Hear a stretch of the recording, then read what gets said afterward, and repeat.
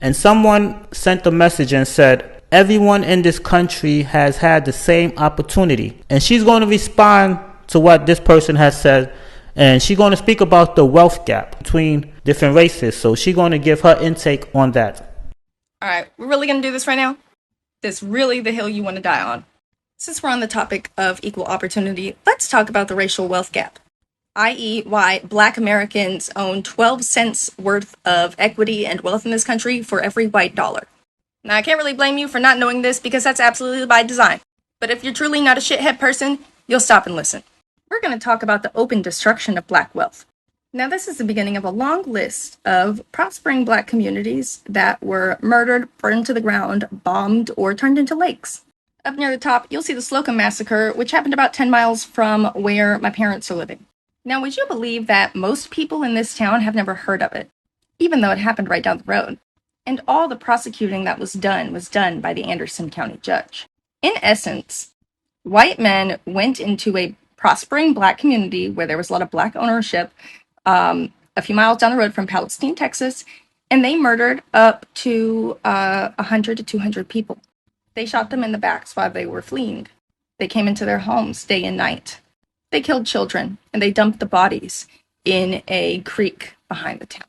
Now, the men that did this would face no consequences, as many of the white people involved in these did not. So, regardless of if your ancestors were Irish or Italian or whatever, they had the opportunity to build wealth that Black people did not.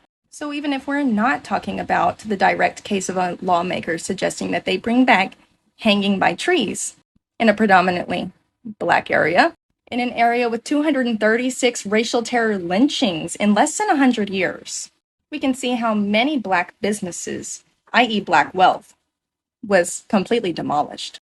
Over $100 million worth in one case. And y'all continually say legal discrimination no longer exists, educational opportunities have expanded significantly, and we've elected a Black president and vice president. So absent any barriers, our economic success largely depends on how hard we work and the financial, educational, and other choices we make. But good choices lead to success, bad choices lead to less. And feel free to read this, but it says the ultimate implication of this kind of argument is that there's something inferior about the group that has worse outcomes. Meanwhile, white people were included in all wealth-building policies, such as the 1862 Homestead Act, which granted 160 acres of land west of the Mississippi River to families willing to work it, the GI Bill, and robust 20th century policies to promote homeownership. Black Americans, though, were largely excluded from these policies. Then, of course, we go back to all the racial violence and the destruction of Black-owned property and Black wealth. This is why we need critical race theory. The fact that you guys don't know this is abhorrent. There is no such thing as equal opportunity in this country, especially when white people are more likely to have parents that they can lean on who have wealth to share. Have the day you deserve.